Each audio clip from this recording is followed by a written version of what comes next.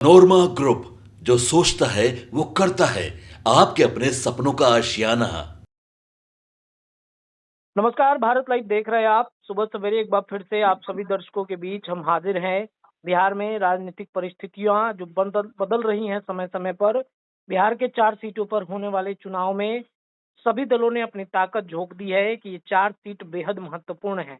अगर वो 4 सीटों पर अपना झंडा बुलंद कर दिए तो आने वाले 2025 का रास्ता उनके लिए बेहद आसान हो जाएगा। बिहार में सभी दलों की साख दांव पर लगी है। जनसुराज, जो प्रशांत किशोर की एक मुहिम और अब वो दल बनकर के उभरी है बिहार में, वो कहीं न कहीं बाकी दलों की चिंताएं बढ़ा रही है।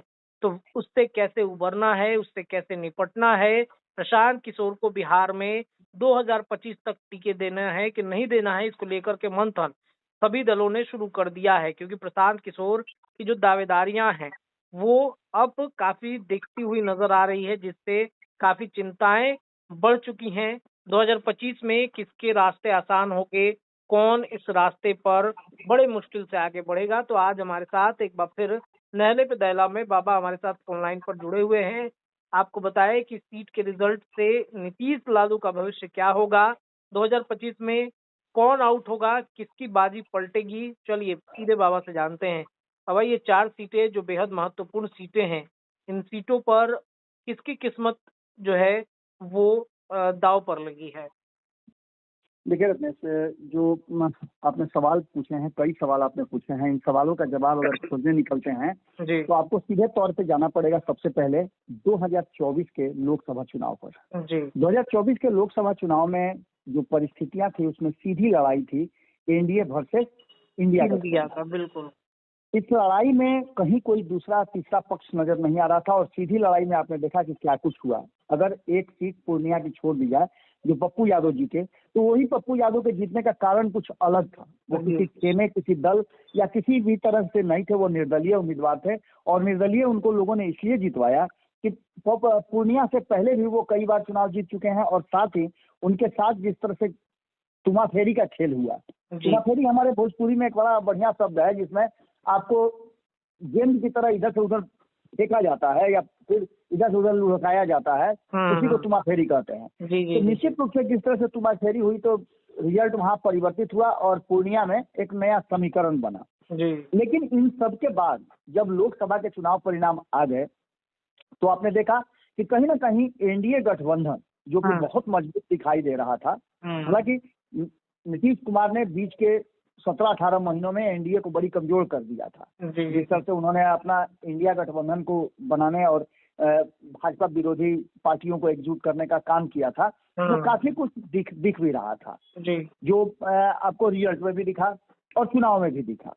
खैर, इन सारी बातों के साथ अब बिहार में विधानसभा के चुनाव 2025 में होने हैं। उससे पहले 4 सीटों का जो चुनाव चल रहा है, हालांकि आप देखिएगा, ध्यान दीजिएगा, हम लोग बार बार चर्चा कर रहे हैं भारत लाइव पे जी और पंचनामा के माध्यम से इस बात का कि देश भर में अलग अलग राज्यों 13-14 राज्यों में चुनाव चल रहे हैं, उपचुनाव चल रहे हैं, 2 राज्यों में मुख्य चुनाव है, लेकिन उन सब की चर्चा से ज्यादा बिहार की 4 सीटों पर फोकस करता है। आखिर ये क्यों है?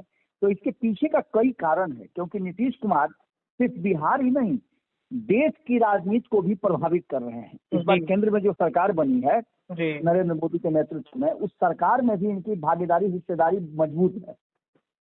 इसलिए बिहार में जो कुछ भी होगा, जिस तरह के समीकरण बनेंगे, उसका असर देश की राजनीति में होगा। ये बात आप अच्छी तरह समझ रहे हैं। अब लोकसभा चुनाव के वक्त जिस तरह का जातीय समीकरण बना था, उस जातीय समीकरण में आपने देखा होगा कि जबरदस्त सेंधमारी हुई थी। और सबसे बड़ी बात रत्नेश कि ये जो 4 सीटों के चुनाव हो रहे हैं, ये वही क्षेत्र हैं जहां एनडीए को करारी हार का सामना करना पड़ा था। ये भी बात हमने आइडेंटिफाई करके बताया था कि ये वही क्षेत्र है जहां अंतिम चरण के चुनाव थे और इनकी 8 सीटों में से 6 सीटें हाथ से निकल गई थी। यानी कि कहीं ना कहीं इन क्षेत्रों के लोगों ने परिवर्तन की बात कही थी और भारतीय जनता पार्टी के सहित नीतीश कुमार हो या 5 दल के 5 पांडव हो, एनडीए गठबंधन हो, सबको कहीं ना कहीं ध्वस्त कर दिया था। ऐसी परिस्थिति में अब जो आने वाला चुनाव है, इस लोकसभा के समीकरण में जिस तरह से सारे समीकरण टूट गए थे एनडीए के, अब एनडीए इस समीकरण को साध करके 2025 के चुनाव के लिए अपने आप को रेडी करना चाहता है। इसके साथ साथ आपको बता दें कि ये चुनौती बहुत बड़ी है। इसमें छिटके हुए जातीय समीकरण को अपने पाले में लाने का एक बड़ा टास्क सबके सामने है। जाहिर है कि ये आसान नहीं होगा। इस बीच में प्रशांत किशोर की एंट्री हो गई है। प्रशांत किशोर के साथ साथ आपने देखा होगा बीएसपी भी एंट्री मार दी है, और यहाँ यदा कदा आप देख लीजिएगा तो चर्चा खूब हो रही है एआईएमआईएम की, क्योंकि उसने भी अपने उम्मीदवार उतारे हैं। जी। जो लड़ाई है उस लड़ाई को हम कई एंगल से बता चुके हैं कि लड़ाई आसान नहीं होगी। अब इस लड़ाई को लेकर के जहाँ एक तरफ जनसुराज, जितना भी आप बात कह लें, इधर आपने देखा होगा पिछले 24-48 घंटे में जनसुराज मेन टारगेट में है, और सारे समीकरण पर जनसुराज का समीकरण भारी पड़ता नजर आ रहा है। यही कारण है कि दोनों ही पक्ष आप देखिएगा तो दोनों मुख्य जो गठबंधन है वो प्रशांत किशोर को टारगेट पर लिए हुए हैं। इसके साथ साथ जब इस समीकरण की बात होती है तो लोकसभा चुनाव के बाद एनडीए से जहां सवर्ण, वैश्य और कुशवाहा वोट बैंक छिटकने की बात कही जा रही थी, उसके कारण एनडीए को काफी कुछ झेलना भी पड़ा, सीटें भी कम हुई। इसके साथ साथ अब एनडीए के पास सबसे बड़ी चुनौती है कि जातीय गोलबंदी में सेंधमारी वो कैसे करते हैं और अपने खोए हुए जो जातीय समीकरण थे उसे कैसे वापस लेते हैं। औरंगाबाद, काराकट, सासाराम, बक्सर, आरा सीट पर आपने देखा था कि कैसे उनको मात खानी पड़ी। ये सारी सीटें उनके हाथ से निकल गई। बिल्कुल। महागठबंधन 4 सीट पर जीतेगी, इस बात का दावा दोनों ही मुख्य गठबंधन कर रहे हैं। लेकिन इन सबके बावजूद आपने देखा होगा कि किस तरह से प्रशांत किशोर का दावा मजबूत हो रहा है।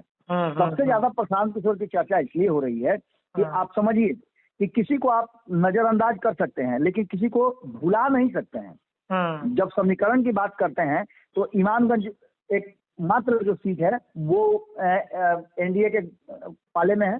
यहाँ हिंदुस्तानी अवाम पार्टी के मुखिया जो है जीत करके आए थे, जीतन राम मांझी, अब उनकी बहू जो है यहाँ से चुनाव लड़ रही हैं।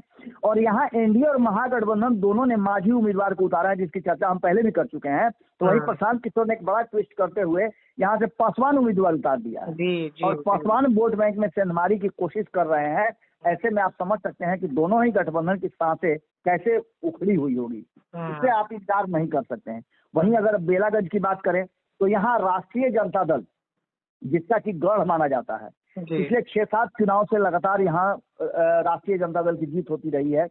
मुस्लिम यादव समीकरण यहाँ बहुत जबरदस्त है और इस समीकरण के आधार पर ही पिछले 6-7 चुनाव से आप राष्ट्रीय जनता दल को देखते आ रहे होंगे, क्योंकि लालू प्रसाद ने जो एमओआई समीकरण बनाया था उसका नजारा सबसे बेहतर अगर कहीं देखने को मिलता है तो इसी क्षेत्र में बनता है, क्योंकि यहाँ 70,000 के आसपास मुस्लिम है और उतना ही लगभग 60-62 के आसपास यादव और मुस्लिम की संख्या है। यानी कि सब मिलाकर के दोनों को अगर देख लिया जाए एमओआई समीकरण की तो 1,30,000 से ज्यादा है और ये जीत का सबसे बड़ा कारण होता है। इसमें 50% भी अगर एक तरफ मूव कर जाते हैं तो आप समझ लीजिए कि वोट आ जाता है और जीत हार का फैसला हो जाता है। अब यहाँ से आपने देखा कि प्रशांत किशोर ने कैसा ट्विस्ट किया है।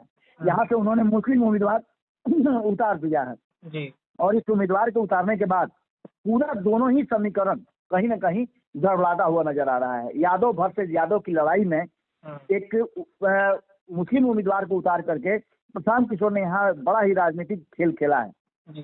अब इसमें एक और चीज नजर आ रही है कि एनडीए इस सीट पर कुशवाहा और अति पिछड़ा जाति के वोट बैंक को साधने की कोशिश कर रहा है। कितना सफल होता है ये देखना बड़ा दिलचस्प होगा, क्योंकि कुशवाहा वोटरों को रिझाने के लिए वो सीधे अभय कुशवाहा को सामने लेकर के आएगा। तो वहीं नीतीश कुमार का भी यहाँ समीकरण जबरदस्त है। वो भी लौकुश के नेता कहे जाते हैं, तो यानी कि नीतीश कुमार की प्रतिष्ठा भी यहाँ जबरदस्त फंसी हुई है। नीतीश कुमार को 2025 में लीड करना है, ये भी सबसे बड़ी बात है। ऐसी स्थिति में आप समझ सकते हैं कि नीतीश लालू का भविष्य तो इसमें फंसा हुआ है, साथ ही भारतीय जनता पार्टी का भविष्य भी जहां एक तरफ तरारी में फंसा हुआ है, यहाँ एनडीए ने सवर्ण उम्मीदवार को उतारा है, तो वहीं महागठबंधन ने यहाँ यादव जाति के उम्मीदवार जो सीपीआई-एमएल से हैं उनको उतारा है और काफी नेम फेम वाले हैं राजू यादव। अब पीके ने भी इसी का खेल खेलते हुए सवर्ण उम्मीदवार को उतारा है। हालांकि पीके यहाँ पर बैकफुट पर नजर आए थे जब उन्होंने पहले जो एक सेना के अधिकारी थे उनको मैदान में उतारा था, एसके सिंह को, उनको मैदान से हटाना पड़ा, कारण जो भी रहा हो लेकिन हटाना पड़ा, जिसकी चर्चा खूब होती है, इसको लेकर के उनको घेरा भी जाता है। तो वहीं उन्होंने एक महिला उम्मीदवार को भी यहाँ स्थान दे करके महिला समीकरण को भी साधने की कोशिश की है। यानी कि प्रशांत किशोर ने यहाँ भी एक बड़ा खेल किया है। खेल ये है कि प्रशांत किशोर ने यहाँ महिला उम्मीदवार को उतार करके अपनी जो वादा किया था कि वो महिलाओं को अच्छी खासी भागीदारी देंगे उनके संख्या के हिसाब से 33%, उसका भी उन्होंने एक तरफ समझिए तो पालन किया है। अब जो यहाँ एनडीए के सामने चुनौती है वह सवर्ण वोट बैंक को एक साथ रखने की, अति पिछड़ा समाज को रखने की, और यहाँ नीतीश कुमार के लौकुश समीकरण को भी साधने की जरूरत है। जबकि महागठबंधन यादव के साथ अति पिछड़ा वोट को अपने पाले में करने की कोशिश करेगा। इससे पहले भी यहाँ पर जीत आपको पता है कि किस तरह से हुई है। इन सभी बातों के साथ साथ अब रामगढ़ की अगर बात करते हैं तो रामगढ़ में भी समीकरण बड़ा अजीब है। रामगढ़ में जिस तरह से आप पिछले जीत हार की देखें तो उसका मार्जिन बहुत कम था। अब यहाँ प्रतिष्ठा जो है भारतीय जनता पार्टी की जबरदस्त लगी है। बिल्कुल बिल्कुल। हाँ, एक तरफ तरारी की प्रतिष्ठा में कहीं ना कहीं सुनील पांडे का और उनके परिवार का, पांडे परिवार का जो वहाँ वर्चस्व है वो तो बहुत हद तक काम कर रहा है। लेकिन रामगढ़ में कहीं ना कहीं लड़ाई जो है वो बड़ा ही मजबूत हो गई है। जो वोट बैंक है भारतीय जनता पार्टी का, उस वोट बैंक में अशोक सिंह कितना ज्यादा प्रभावी होते हैं ये देखना दिलचस्प होगा। हालांकि पूरी की पूरी, आपको हमने पहले ही बताया था कि पूरी की पूरी भारतीय जनता पार्टी ने अपना डेरा यहाँ डाल दिया है। शीर्ष नेतृत्व के लोग हैं यहाँ पर पूरी तरह से। यहाँ एक तरफ तरारी में मिथिलेश तिवारी जो है वहाँ कैंप कर रहे हैं, तो वहीं आप रामगढ़ में भी देख लीजिए तो रामगढ़ की जीत के लिए वो काफी आसान्वित लग रहे हैं और यहाँ भी वो अपना गोटी सेट करने में लगे हुए हैं। नित्यानंद राय की बात कर लें, हरीश साहनी की बात कर लें या फिर सम्राट चौधरी की बात कर लें, ये सभी लोग यहाँ रामगढ़ में अपने उम्मीदवार को जिताने की कोशिश में लगे हुए हैं, क्योंकि उन्हें लगता है कि यहाँ जो समीकरण है वो पिछले चुनाव के मद्देनजर देखा जाए तो बहुत कम जीत हार का आंकड़ा था, इसलिए यहाँ अपनी गोटी सेट की जा सकती है। लेकिन सबसे बड़ी बात है कि यहाँ तीसरे नंबर पर पिछली बार भारतीय जनता पार्टी रही थी और बसपा जो है यहाँ दूसरे नंबर पर रही थी। जो उम्मीदवार खड़ा किया गया है प्रशांत किशोर के द्वारा वो बसपा से ही होकर के आया है। अब ऐसी स्थिति में यहाँ के समीकरण में भी प्रशांत किशोर कहीं ना कहीं मामला सेट करते हुए दिखाई दे रहे हैं और वहां उनका प्रभाव है। वहीं अगर इधर मिथिलेश तिवारी को आप देख रहे हैं तो उधर आनंद मिश्रा को भी देख रहे होंगे। दोनों टक्कर में रहे थे 2024 में, मुझे याद है। बिल्कुल, दोनों अपने अपने प्रतिष्ठा बचाने में लगे हुए हैं, क्योंकि अगले आने वाले 2029 के चुनाव में संभावित है कि दोनों के आमने सामने टक्कर की संभावना बहुत ज्यादा प्रबल होती है। अब ऐसी स्थिति में ये बातें कहना कि इन 4 सीटों का रिजल्ट जो होगा वो नीतीश और लालू का भविष्य तय करेगा, यानी दोनों ही गठबंधन का भविष्य तय करेगा। और 2025 में कौन इस खेल से आउट होता है और कैसे किसकी किस्मत पलटती है ये देखना बड़ा दिलचस्प होगा, क्योंकि आने वाले जो 2025 का चुनाव होगा उसमें और भी कई समीकरण गढ़े जा रहे हैं, जिसमें आपने देखा होगा कि उधर अमित सिंह तैयार हो रहे हैं, इधर आरसीपी सिंह तैयार हो गए हैं, उधर आईपी गुप्ता अपना जमीन तलाश कर रहे हैं, इधर आपने देखा कि नागमणि कुशवाहा मैदान में है। तो और कई ऐसे समीकरण जो हैं वो बनते हुए दिखाई दे रहे हैं और कई लोग आप देखिएगा कि इस चुनाव को के बाद अपनी तैयारियां शुरू करेंगे। कहा तो ये भी जा रहा है कि इस चुनाव के परिणाम के बाद एनडीए का भविष्य भी तय होगा कि एनडीए के साथ क्या होने वाला है।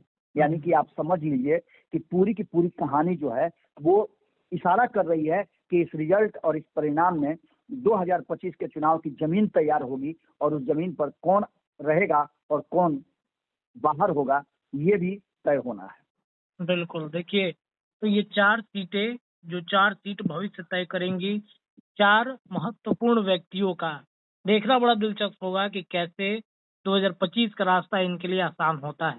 फिलहाल के लिए इतना ही। जुड़े रहिए भारत लाइव पर, आपको लगातार खबरें मिलेंगी। बहुत बहुत धन्यवाद। आपके सपनों को हमने सजाया है, ई होम्स पैनोरामा को हमने बनाया है। ई होम्स मेरा एक सपना था जिसपे मैं पिछले 4 साल से काम कर रहा था। हमने जो बनाया है वो सबने है माना। ई होम्स पैनोरामा में हो आपका भी आशियाना। और फाइनली हमने 2021 में इस प्रोजेक्ट को लॉन्च किया। बहुत लोग अप्रिशिएट कर रहे हैं कि पूर्णिया जैसे शहर में, बिहार के, एक तो बिहार की बात करें उसमें भी पूर्णिया जैसे छोटे जगह में इस तरह का लाइफस्टाइल देना, ये सुन के हम लोगों को बहुत अच्छा लगता है। ई होम्स में हमने कुछ और भी किया है, जैसे हम जिस जगह में रह रहे हैं हमारे फैमिली सिक्योर हो, उनको सिक्योरिटी का ध्यान में रखा है। आपकी सुविधा और सुरक्षा आपके लिए खास है, ये आपका विश्वास है। इसमें आर्टिफिशियल इंटेलिजेंस का 7 लेयर सिक्योरिटी का हमने इस्तेमाल किया है। लस ग्रीन कैंपस को बनाया है, यदि हमारा बाउंड्री वाल है तो वो वर्टिकल गार्डन है। ये जितनी भी फैसिलिटी होता है एक इंटरनेशनल टाउनशिप में ई होम्स है, ये हम लोग विश्वास नहीं कर पा रहे हैं। जो भी हमारे मित्र दोस्त या जो भी हमारे बाहर के बाहर आते हैं तो हम लोगों को बहुत अच्छा सुनने को मिलता है और बहुत अच्छा क्रेडिट मिल रहा है। वो सारा हमने सिर्फ एक बिल्डिंग नहीं बनाया, हमने एक बहुत अच्छा लाइफस्टाइल दिया ई होम्स में, और मेरा एक सपना था जिसको मैं आज फुलफिल होते हुए देख पा रहा हूँ। ये आपका आवास है। ई होम्स पैनोरामा में अब आपका निवास है। E Homes Panorama, luxurious lifestyle redefined. Panorama group, जो सोचता है वो करता है। अगर ये वीडियो पसंद आई और वह बिहार के राजनीति और बिहारियत से सरोकार रखेनी तो सब्सक्राइब बटन दबा के चैनल के सब्सक्राइब कर ली। ओजे एगो घंटी बा, ओकरा बटन दबा देला से कुल सटीक और मारक खबर रुआ मुफ्त में मिल जाई। अगर रुआ पत्रकारिता के हमनी के नया प्रयोग में सहयोग कर चाहतानी तो ज्वाइन बटन दबा दी। पेटीएम नंबर नोट कर ली 9386816700। धन्यवाद।